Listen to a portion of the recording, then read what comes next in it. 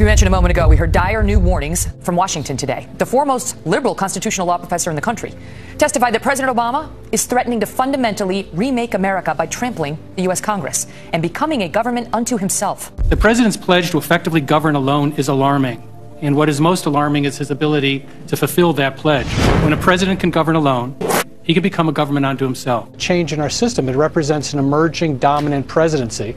This trend's been going on for some time. But what's different now is that Congress has long been passive. And today you heard many members arguing not only that the president should be allowed to act unilaterally, but that the courts should block Congress. When you look at the actions he's taken, they have gotten to a very dangerous point. He is arguing that even after asking for things and Congress refusing, he could do those very same acts. He can order those very same changes on his sole authority. That's what's different. That is, a new model of government is emerging. And I'm going to try to be fast.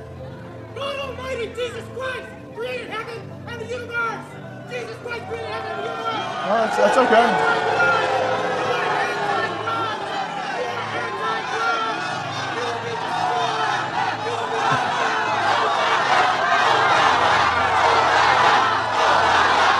Thank you.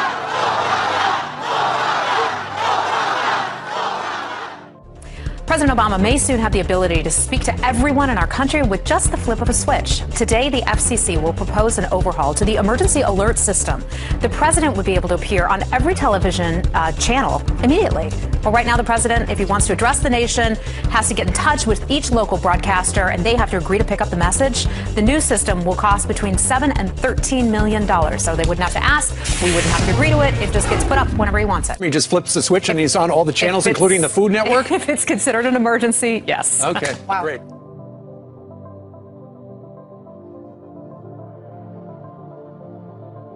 America's largest police force is facing a serious controversy over a video that's gone viral showing officers arresting a suspect who later died. 2 police officers are now on desk duty following the death of a Staten Island man. They put him in what appears to be a chokehold. Bystanders captured the arrest on video, and Mayor de Blasio postponed his overseas vacation to focus on the incident. Well, every time you see me, you want to mess with me. These final moments of Eric Garner's life captured on cell phone video that even Mayor de Blasio is calling troubling. A terrible tragedy that no family should have to experience. The 43-year-old married father of 6 trying to walk away from police who had stopped him on the Staten Island sidewalk Thursday for allegedly selling illegal, untaxed cigarettes. Don't touch me. Don't touch me. After telling the officers to leave him alone, they put Garner in a chokehold, pinning him to the ground where Garner, who was asthmatic, is heard telling the cops he's in trouble. He then becomes unconscious. Soon after, he is dead. Well, new tonight, this dramatic cell phone video given to 10 News shows a San Diego man being beaten by San Jose police. A man who had just delivered the commencement speech at San Jose State's graduation ceremony. Even from a distance, this is audible. With onlookers screaming, on the ground is 23-year-old Nathaniel Howard being beaten, handcuffed, and later taken into custody by San Jose police. He says he was celebrating after delivering the commencement speech at San Jose State's graduation ceremony. Howard says it all started because he questioned officers about their rough treatment of a friend who they caught urinating on the sidewalk. The friend received a citation. Howard was jailed. To be beaten like that, handcuffed, taken, and put in a cell, bruised badly, and then released with no communication, no charges, no police report, anything. Just hours ago, a police tactical unit stormed a passenger plane after U.S. fighter jets escorted the plane with 189 on board to a nearby airport. It has been a scary few months for air travel. A terrifying moment. A fully armed SWAT team, guns drawn, burst into the cabin of a commercial airliner looking for a male passenger who claimed he wanted to bomb Canada. Here's air traffic control warning other flights of a potential emergency. There's an aircraft coming in from over the lake. It's going to land runway 33 left, and they have a bomb threat. You might see a pair of F-16s. The SWAT team was taking no chances, demanding that the suspect raise his hands. And all I saw was guns and your hands up and everything. It was quite scary. In the aftermath of 9/11, such intensive police action is now common. Get down the back! Get down! And now here in New York, a mystery atop one of the most famous landmarks in the nation, and it is raising real questions about security here.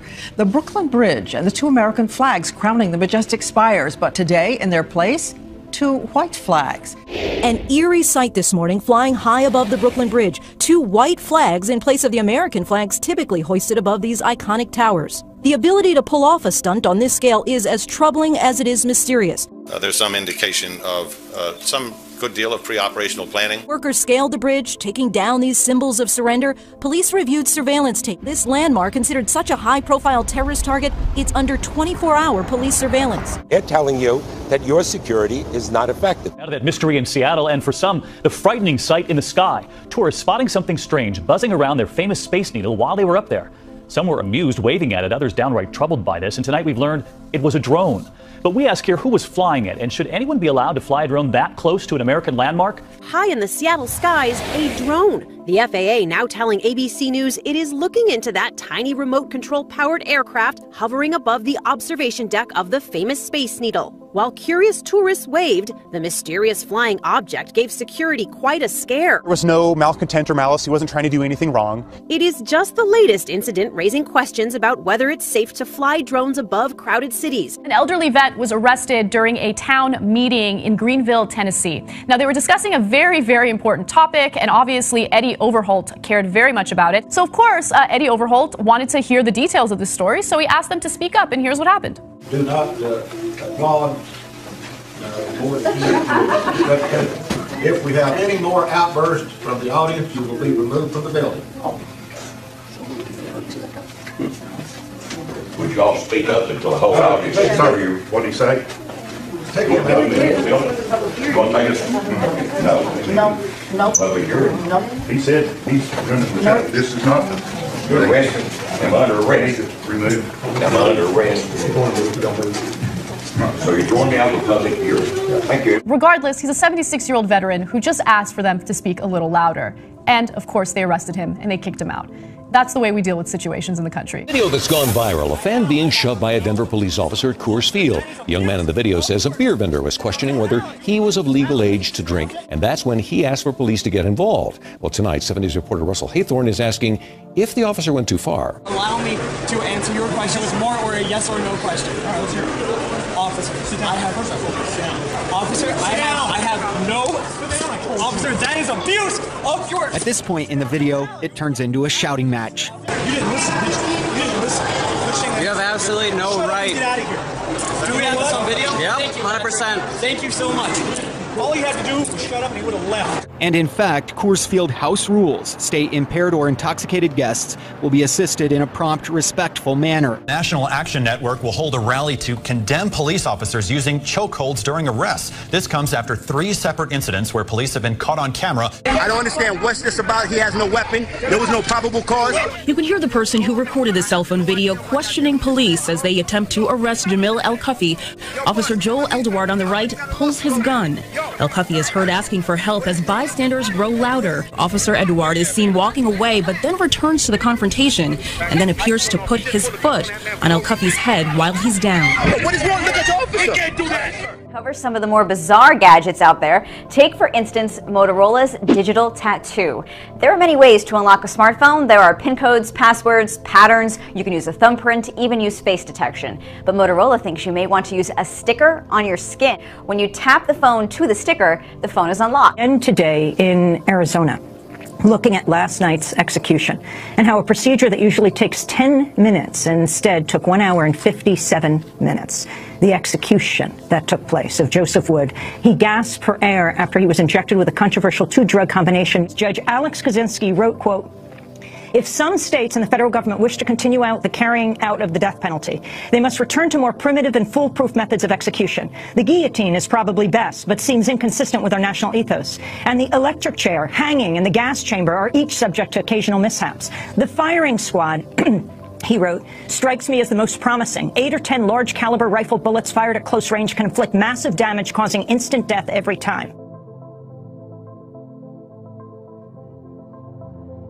Major win today for the gay community. President Obama signing an executive order prohibiting federal contractors from discriminating on the basis of gender and sexual orientation. With today's signing, lesbian, gay, bisexual, and transgender federal employees will now be protected from discrimination. Now, Obama's 2-part directive will amend an existing executive order that was first issued by President Johnson back in 1965.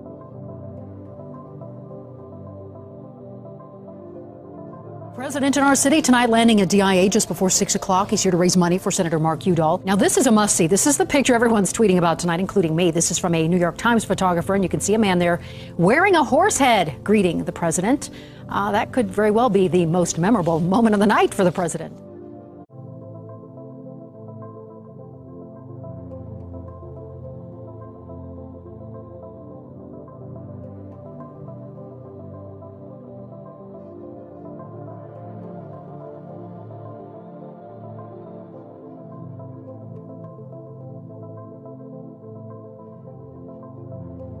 Breaking news on another plane crash in Taiwan this time. The latest aviation disaster. Contact has been lost with a passenger jet in North Africa.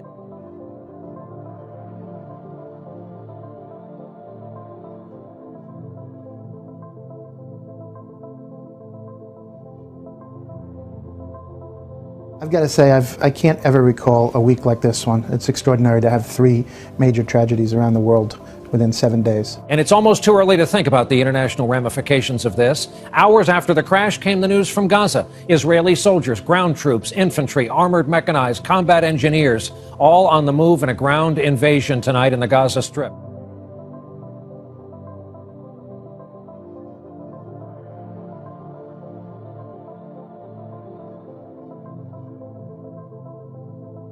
World leaders came together in Brazil this week to celebrate. No, this had nothing to do with the World Cup. I'm talking about the 6th annual BRICS summit. The leaders of all the BRICS nations, there's one very important thing that they seem to agree on. They envisage an economic future that is both anti-Western in some sense and anti-dollar.